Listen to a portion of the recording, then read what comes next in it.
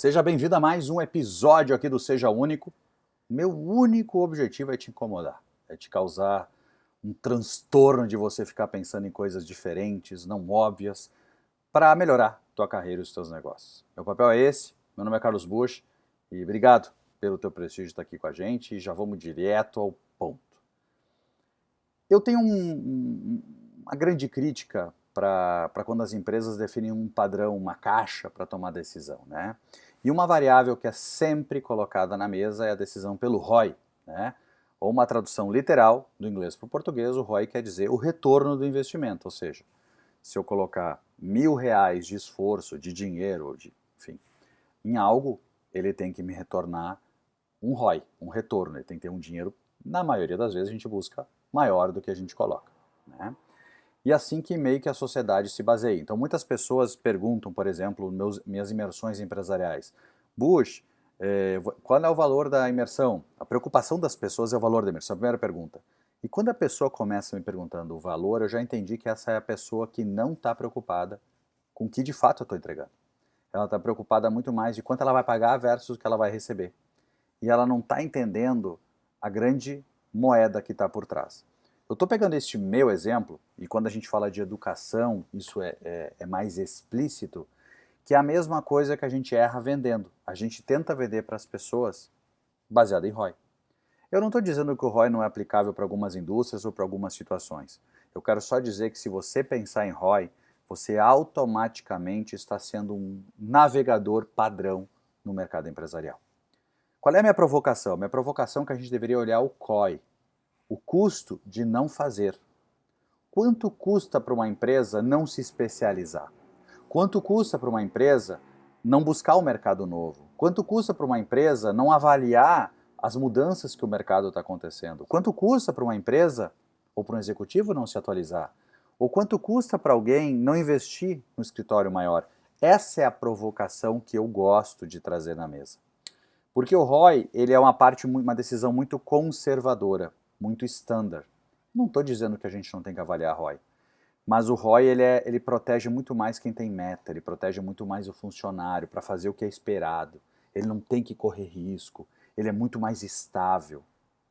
Só que ele te mantém também nesse mundo. Quando eu falo do COI, o custo da inatividade, o custo de não fazer algo, eu te faço uma pergunta. Por exemplo, imagina que, pelo mesmo exemplo da minha imersão, quando a pessoa fala do ROI, já quer saber o preço, etc. A minha primeira pergunta para essa pessoa, quando eu converso, é assim, o que tu espera de um curso? O que tu espera do curso? Nossa, eu espero que eu cresça negócios. Perfeito, é isso que a gente faz. Eu faço tu crescer, eu faço tu ocupar na cabeça das pessoas um valor de negócio percebido maior do que o preço que tu cobra, coisas desse tipo. Aí a pessoa diz, mas quanto custa o curso? O fato é, o quanto de dinheiro que tu poderia ganhar se tu fizer o curso. Isso não é ROI, gente.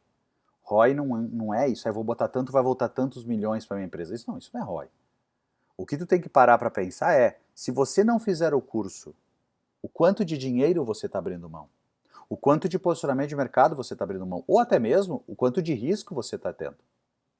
Porque o investimento, nesse caso, ele não entra num cálculo de estratégia.